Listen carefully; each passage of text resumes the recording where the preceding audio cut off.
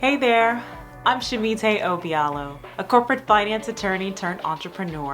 I host a weekly business talk show called Tea Time. I'm a contributor for Black Enterprise, and I'm founder of The Suites, a business community and learning platform for diverse executives and entrepreneurs.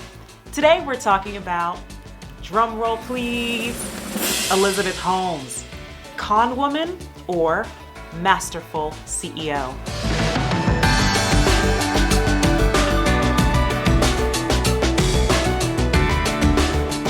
On January 10th, Elizabeth Holmes, former CEO of the now defunct biotech company Theranos, was convicted of 4 fraud-related charges following a 17-week trial. Now, when I first heard about Elizabeth, she was already infamous.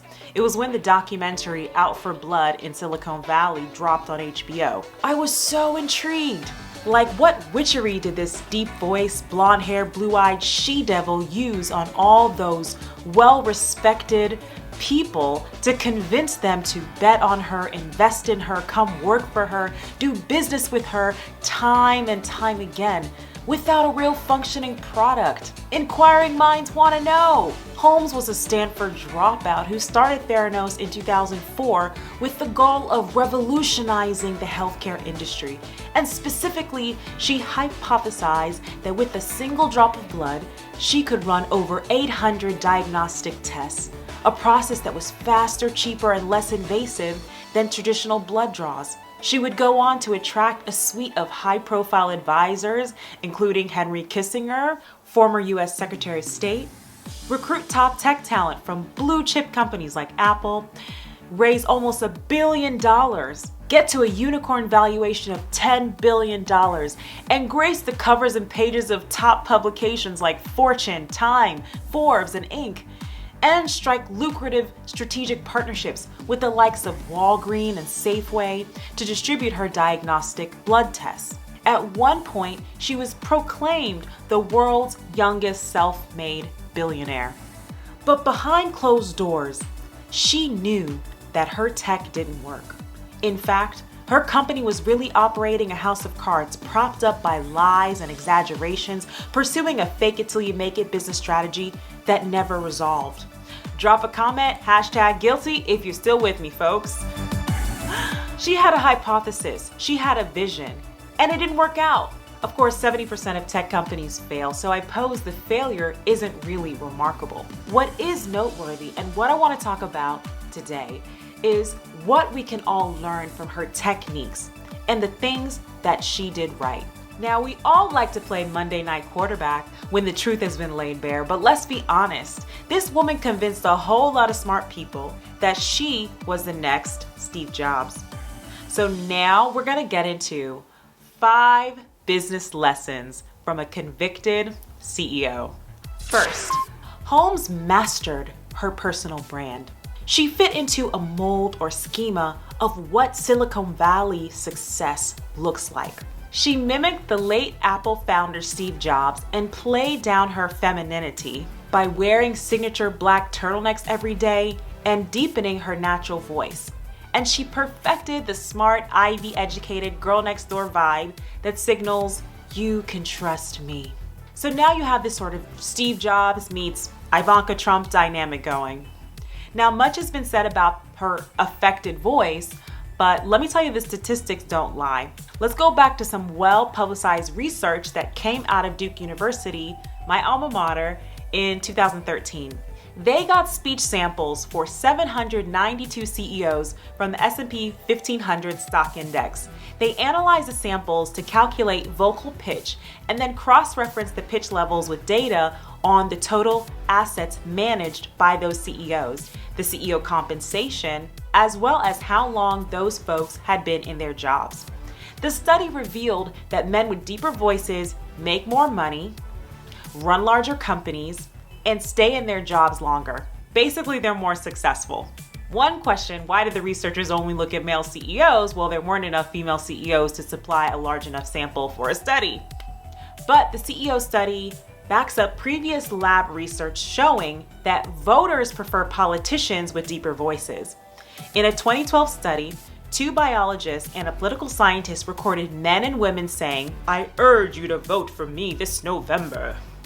The researchers then edited each recording, making higher and lower pitched versions of the original, and played them for groups of men and women. The study subjects said that they would vote for candidates with a lower pitched voice, regardless of gender. Many of you know about the well-known deepening of Margaret Thatcher's voice to make her sound less shrill and give her more gravitas. Now, there are at least 2 things at play here. First, a deep voice creates an image of power and size. We do not associate a deep voice with slight physique or weak character. Second, a deep voice means a relaxed larynx indicating calm and confidence. Someone who is stressed, unsure, or just plain nervous will constrict their larynx and so sound squeaky. I'm not telling you to go out there and put on a persona that isn't authentically you. I think more than anything else, it's about evoking power and maintaining consistency. I think of someone like my mom, Dr. Elizabeth O'Feely, a world-renowned cardiologist and health tech entrepreneur. She doesn't look anything like Elizabeth Holmes. None of that white privilege or masculine energy, but her signature style is a St. John's power suit, and she commands respect when she walks into a boardroom or a conference. She has helped to raise over $175 million to fund pioneering research and training infrastructure at Morehouse School of Medicine. And she's worked with celebrities like Shaquille O'Neal to spread the awareness about heart failure and heart disease, particularly amongst African Americans. She's also a member of the illustrious National Academy of Medicine. Shout out to Dr. O'Feely for the feature on ABC for the Women of the Movement series honoring Mamie Till's legacy. That was a huge honor, and I want to definitely give her props and flowers for that. Dr. Elizabeth O'Feely is a mother and a leader in the scientific community. Like Mamie, she has empowered those around her to dream unbounded. I'm a cardiologist, but most importantly, I'm a mother of 4 adult children. Many Black mothers in childbirth have problems related to heart disease. I look at my role as a cardiologist, just understanding the cardiovascular risk of a woman is important in helping to prevent some of these disparities. To be a Black mother is to understand the whole notion of community, of togetherness. One day our children become our supporters, our mentors. When they're growing up, they know they can count on us because at the end of the day, it is about being there for each other. So I just wanted to make it clear that you don't have to change who you are to cultivate a strong personal brand. Second, let's talk about the second business lesson. Elizabeth Holmes dreamed big, aiming to disrupt a $75 billion industry by replacing the uncomfortable needlework normally used for blood testing with a minimally invasive process, a finger prick. Theranos would make this aspect of healthcare quick, painless, and inexpensive. That in turn would make people more likely to seek care when needed and potentially cut down on mortality rates. Holmes often told the story of her uncle dying from cancer and the ability to more easily save loved ones' lives with this diagnostic tool. That's exciting. That's an idea you can't ignore. I actually interviewed entrepreneur and business leader John Hope Bryant for Black Enterprise, and he told me something that stuck with me. Bryant was actually working on one of his great initiatives, the 1MBB, which aims to create 1 million Black-owned businesses in 10 years through wraparound resources, coaching, and financial support. And he was able to strike a $130 million deal with Shopify, a billion-dollar multinational company. And he said, when I got into the room with the founder of Shopify, Toby, and he says, well, John, what can we do to help in light of the Black Lives Matter movement? And, you know, John talked about, it can't be write me a check. The answer can't be invest in my business. The answer can't be you owe Black people. The answer also can't be, well, you could help save these, or you could help elevate these 3 businesses. He's used to thinking big, so John said, Toby, help me create 1 million Black businesses in America. Big vision attracts big people who are looking for an opportunity to change the world. Now, far too often, we dim our dreams, particularly women and people of color. Why? Because we've been socialized to dream small due to resource restraints and institutional barriers. Statistics stand in the way, and we've all heard it. Women are grossly underfunded. Blacks and Latinos make up less than X% of those who raise capital. And I'm not going to drop the statistics here because it's not helpful. It's not relevant. It creates a defeatist mentality that stifles dreams. And as a personal testimony, I remember back when I was trying to build a private members club concept called Anoko House, and I kind of proclaimed, I'm gonna raise $1 million towards the initiative. I had a friend, also Black female, and she was kind of expressing shock and genuine concern, explaining to me how few Black women have raised $1 million.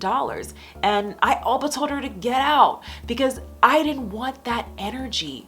I didn't need that negative energy, but she thought she was being helpful. And that type of help kind of fucks with your head, to be honest. So just be intentional about who you seek as counsel for support when building up your dream, your business, because sometimes you need the dreamers. You need those folks to say, hey, I believe in you. Whatever you want to do, you can do it. You know, I really love the mission of Black Women Talk Tech. They aim to help Black women build the next billion-dollar business or company. And really, over the last few years, a lot of funds and accelerators have popped up to help bridge the funding gaps for women and folks of color. But not gonna lie, it often feels like charity, and that doesn't really help us shake off the stench of being considered disadvantaged or somehow less than. And, you know, I suppose it's complicated, so putting that aside, that gets me to my third point. Holmes had an unwavering confidence, and that goes right along with dreaming big. She truly believed she could not fail. She was out there bringing investors and stakeholders to her lab, running blood tests that were not working. But no, she wasn't a failure. She was a visionary. Where does that inner voice come from? It's how we're socialized. For Holmes, at an early age, when a relative asked her what she wanted to be when she grew up, she responded confidently, a billionaire. Her family had a long history of success in business and public service. Her father, a U.S. State Department official, was a descendant of the founder of the famous Fleischmann Yeast Company, and her mother came from a family of high-ranking government officials, with ancestry dating back to one of Napoleon's top generals. She had no reason to believe she would be anything other than successful. As John Hope Bryant often says, whether you believe you can or you can't, you're right. Confidence can move mountains, folks. I was listening to a TED Talk the other day, Brittany Packnett, and she said that confidence is the difference between being inspired and actually getting started. Confidence helps us keep going, even when we failed. She talks about a revolutionary confidence to help bring about our most ambitious dreams into reality. The level of mental conditioning that we have to do to maintain confidence in the face of seeming failure is actually a bit of brainwashing that you have to do as an entrepreneur.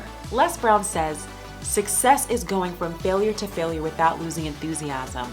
Run back his speeches and know that this is the type of positive mindset that you have to have every single day. I think I have a clip. Let's take a listen. See, the way in which we operate, ladies and gentlemen, it's a manifestation of what we believe, what's possible for us. Whatever you've done up to this point, all that it really is a duplication, it's a reproduction of what you believe subconsciously that you deserve and what's possible for your life.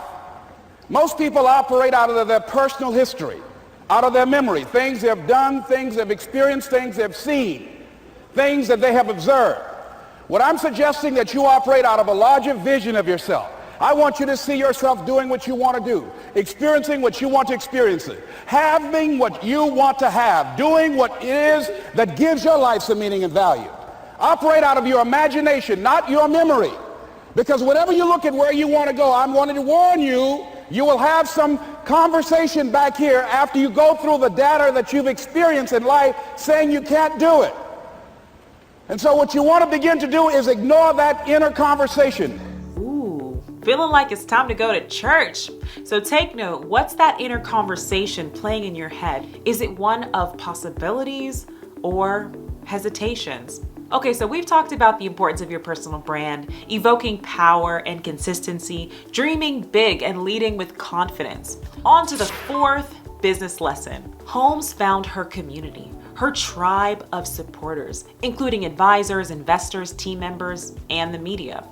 Let me run you through the list of powerful folks that she recruited to be on her board of directors, including William Fogg, former epidemiologist and director of the Center for Disease Control, Henry Kissinger, former U.S. Secretary of State, Bill Perry, former Secretary of Defense, Richard Kovacevic, former CEO of Wells Fargo, James Mattis, former Marine Corps General. Woo! That is a list. Some of her more high-profile investors include Amway Corporation, gave $100 million, the Cox family, Carlos Slim, media investor, Andreas Dracopoulos, Greek shipping mandate, Oppenheimer family. This is the De Beers Diamond family, invested $20 million. She also recruited a whole cadre of ex-Apple employees, really top-notch talent, like Ana Ariola, who was a product designer who helped to create the look of iPhone and joined Theranos in 2007 as its chief design architect. Now, Ava said it felt like a once-in-a-lifetime opportunity, and she actually left 15,000 shares of Apple behind when she moved over to Theranos. She also brought on one of Steve Jobs' right-hand guys who helped develop Mac OS. And beyond her super impressive team, she hired a premier PR firm, Kiat Day, costing $6 million a year to secure press and exposure. Each of these elements in her tribe were markers of legitimacy: the impressive board, the strong team, the millions of dollars of investment. The buzz in the press, it all created a positive feedback loop and signaled strength and credibility. Now, I want to say something really important. There is great power in proximity. Of course, because of her family, her pedigree, the government ties, plus her Silicon Valley brand, Holmes had access that many of us don't have. And her network was richer for it. And if you're anything like me, you actually don't come from that sort of legacy wealth and privilege. Like, my family immigrated to this country from Nigeria and definitely didn't come from money. But there's two main things that you can do. First, you can join a business community like the Suites to help you build up your network. We are all about bringing together diverse executives and entrepreneurs and really elevating our members. And you know what happens as you add value to the community through word of mouth, referrals start happening, and you stay top of mind. Also, there's better access when you're plugged into a community. This year, we're really excited to be launching a bunch of business courses, including a media training program, because so many of the executives in our community expressed wanting to be on stages and showcased as experts and thought leaders in the media. So as a capstone to our program, we will literally help make introductions to get you on national media coverage. So look out for that drop and head over to www.jointhesuites.com to get on our list. Secondly, one way to help build your network and bridge that access gap is to go on a charm offensive, a deliberate strategy to level up who you know and who knows you by building up your Rolodex of relationships. I'm going to link a video I put out a few years ago that offers some guidance, and you guys please take a look at that. That will give you step by step what you need to do. And your outreach strategy doesn't have to be with strangers. There are probably connections that you have from high school and college, or your job, or church, or mosque, or synagogue that you aren't remembering that could be helpful to you. So you can begin cultivating relationships from within your community, as opposed to, oh, I have to become a member of some country club, start playing golf, or yacht club, or ski club, or meet some wealthy, connected, powerful people in some setting that I'm not comfortable with. Okay, so on to the fifth and final business lesson from our friendly felon, Elizabeth Holmes. Finally, she seemed trustworthy. Being trustworthy makes it easy to sell people on your ideas and projects. There are 4 objections to every sale: no need, no money, no hurry, and no trust. Trust is always the most important. Some of Holmes' early employees, in describing her, explained she's incredibly passionate, she's energetic, expressive with her hands, and has a very unique, distinctive voice that kind of just you get drawn into, and when she's conveying her conviction, and her conviction, it really shines through. Now, was she faking it all? It really doesn't matter because she seemed genuine. You want to believe her. I mean, after her trial, one of the jurors said that, the Theranos founder came off as likable, which made convicting her difficult. Her teachers from grade school said she was the kind of student that I could hand my car keys to, and I'd know that my car would come back safe with a tank of full gas. As it is often said, people do business with those they know, like, and trust. So how do we cultivate trust? One cognitive shortcut for gaining trust is through strong referrals. And that's why everyone is always talking about the importance of your network. Through her power to proximity, Holmes was able to attract even more impressive folks who incubated and legitimized her shell of a business. Now take your own experiences. How many times have you been introduced to a new person by a trusted friend, and because of that relationship with your friend, you immediately let your guard down? Definitely keep this in mind when you ask someone for a warm introduction, because basically you're asking them to, in a sense, borrow some trust. Another shortcut to trust is through relatability. There's quite a bit of psychology to this, and I was certainly a psych major, but those days are long behind me. You should definitely study things like rapport building and mirroring techniques to really get it right. One person that I have found helpful, social scientist Vanessa Van Edwards. She explains it better than me. Let's take a listen. When it comes to instant likability, we tend to like people who have similar values to us, similar interests to us, and look more like us. In one study, researchers found that we help strangers who are dressed more like us. For example, if you're dressed in jeans and a t-shirt, and another person dressed in jeans and a t-shirt asks to borrow $1 for the subway, we're more likely to help them than someone in a business suit. Yeah, so that's why people make small talk. They're basically looking for common ground, common values, and a jumping off point for building trust. Now, the third and final way to cultivate trust, particularly in business, is by demonstration of competence and consistently executing and demonstrating excellence. Like, where are your receipts? The other shortcuts to building trust are short-lived if you cannot prove your expertise and abilities. An example, the reason why people poach former colleagues when hiring their own team, and the reason why the best companies fight to keep their talent, is because of trust. The thought is, I already know you could do the job. I already worked with you before. I don't have to second guess. Now, as for Holmes, I honestly don't see where her demonstrated competence came from, as in she's a college dropout, first-time entrepreneur, building in a field where she had no historical expertise, but instead she over-indexed on the first 2 points, strong referrals and relatability. So there you go. And there you have it. Those are the 5 lessons from a convicted CEO. I'm clearly playing devil's advocate with this one. After all, in her quest to heal, she put people's lives in danger. And by knowingly producing inaccurate blood tests, she was recklessly endangering the lives of patients. I know Holmes is a terrible leader who was willing to falsify revenue numbers, make up contracts, flat out lie to investors, customers, and media, alienate and bully her team into being silently complicit in the deception of her company. But on a more cynical note, don't we see plenty of CEOs doing the same things to lesser or greater degrees? Maybe they don't do it at this scale, maybe they don't get caught, but I don't know. Drop a comment if you can name some other bad behaving CEOs you've seen exposed through the years. As horrible as she is, I want to interrogate our collective societal disgust because, quite frankly, she just isn't that different from many of the successful business leaders of our time. To some extent, I look at Holmes as a tragic but inevitable byproduct of a society which glorifies billionaires and success at all costs. But what do you think? Does anything about Holmes inspire you? Does she embody some warped version of success? Or is her deception too deep to find redeemable qualities? Let me know in the comments. Click that like button if you found some value in this video. And if you want me to continue sharing my insights on business, go ahead and vote with your mouse and click subscribe to this channel. I'm Shamite, and I'll see you next time. Bye.